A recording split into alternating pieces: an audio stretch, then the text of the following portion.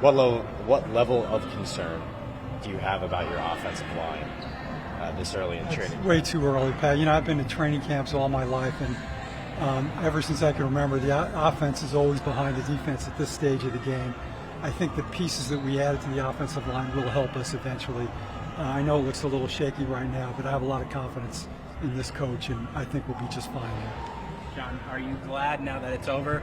Are you glad you did Hard Knocks, or did you reveal more than you wanted to? You know what? It worked out about as well as I ever could have expected. I mean, I was certainly a little nervous about it going in, but I think all in all it worked out. It was a pretty honest depiction of what goes on, and I think people appreciated having that kind of access. And there were some uncomfortable moments in there, but all in all, I'm glad it's over.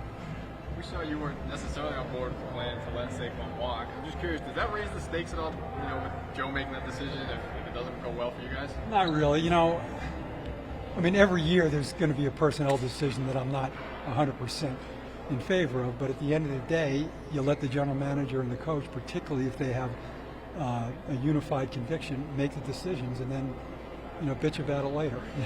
But that was the decision that they made, and no, I wasn't crazy about it at the time. I didn't want to lose him, but I understood what their philosophy was, and you got to let them do their jobs. John, I know I'm paraphrasing it a little bit, but at one point you said, over my dead body, we're going to go on Hard Knocks, right, back in the day. It would be you to bring that up, yeah. But you end up going on. I'm wondering how that came to be and why this version compared to other alternatives. Well, initially what we were going to do, if you remember about 10 or 12 years ago, we did a show called Finding Giants, which followed some of our scouts around. And we were going to do something like that. We were going to call it No Days Off, I think. And so we talked to NFL Films about it. The more discussions we had, they came to us and said we'd really like to call it Hard Knocks because that has a certain brand appeal, a certain brand awareness. And it took a few conversations to convince me to go along with that. And we did, and I think it worked out fine. John, what are for year 3 of a regime? We haven't had a year 3 of a regime in a while. Is the talent level where you hoped it would be, and what are your expectations for this season? Yeah, it's hard to articulate my expectations. I obviously want to show significant improvement over last year, but I'm not going to make any specific guarantees or demands or anything like that. But they know what I want to see, and I have a lot of confidence in this particular team. Their communication is great, and I think we've added some good pieces. Now it's time to show everybody. John, do you think the offensive line, which is still going through a few additions, or at least one addition, is fixed? I'm not going to know that until we start playing games, Kim. It was obviously a big area of concern for us, and it has been for a lot of years. That's why we added a few pieces this year, and more than a few pieces. I expect us to be better there.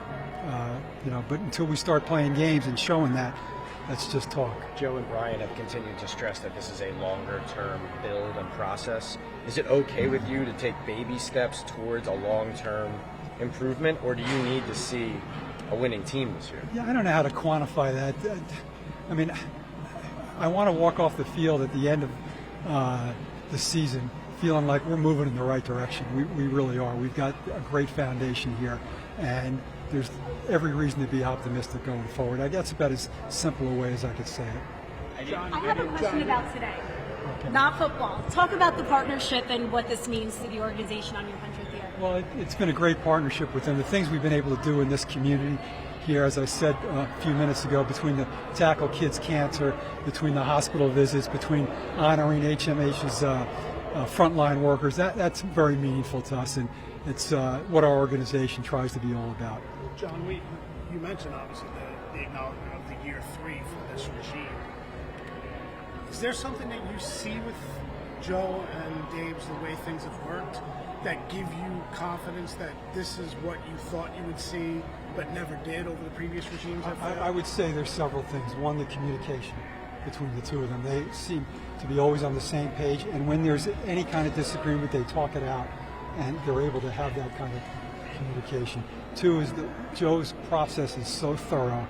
I think you saw a little bit of that in the show, but the amount of work that they do in evaluating players, the amount of discussions that they have, It's a very hard-working group. I just have a lot of confidence, and you know they've both been a part of successful organizations. They know what it looks like, and I expect us to take a big step forward this year. John, when you gave a big contract to Daniel Jones, you certainly weren't expecting to have a very public quarterback chase in the draft the next year later. How do you feel about Daniel Jones, that contract, and where things stand now at quarterback? Yeah, listen, I'm still happy we gave him that contract because I thought he played really well for us in 22.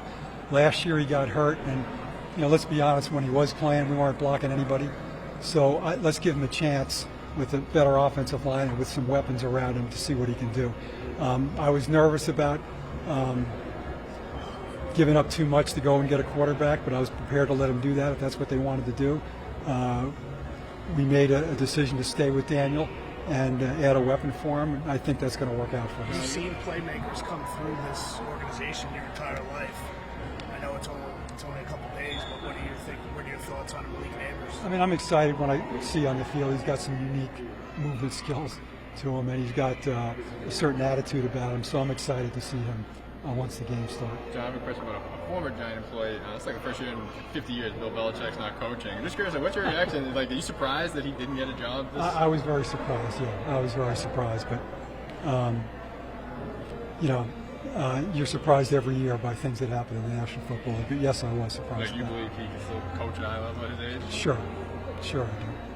John, you know what Giant fans want, get to the playoffs, compete for a Super Bowl. I mean, is getting to the playoffs enough if you're not you know, it's hard for me to quantify that exactly, Tom. I want to see, what do I feel like when we walk off the field after that last game, whenever that is? Are we moving in the right direction, or have we gone backwards? Do I still feel confident with the group that we have there? I believe that I will, and that's what I'm looking forward to. Have you talked to Daniel? I'll come back to you. Have you talked to Daniel directly? Because I mean, obviously, you did go look at other quarterbacks, or at least into the possibility of looking at other quarterbacks, and then you kind of have this guy here, and now you say, okay, wait, you know, come back. We still want you. I check in with him from time to time, and he's doing well. He's a professional. He understands this business, and if anything, I'm sure it probably motivates him. And he doesn't need to be motivated. There's no harder worker in that building than Daniel. I was actually going to ask what Jordan asked. How did you see him handle this last few months, and what do you expect? I think he handled it like the professional that he is, and I expect him to have a great season for us. How awkward a situation was it, though? Because it's pretty unique to kind of flirt and then have it on TV in addition to that, and have it broadcast to everybody. It was different. It was different, but it's a different world we live in, Jordan. Take two more. John, we see Tim McDonald featured prominently in Hard Knocks. What specifically do you think he brings to the dynamic of the decision-making and personnel evaluations? Talent evaluation skills, his work ethic, and the respect that he has not only in our building but around the league. You know, sometimes I get tired of reading that, oh, he's only there because he's my nephew. If you go and check with people around the league, you'll see what kind of respect he has as a personnel executive.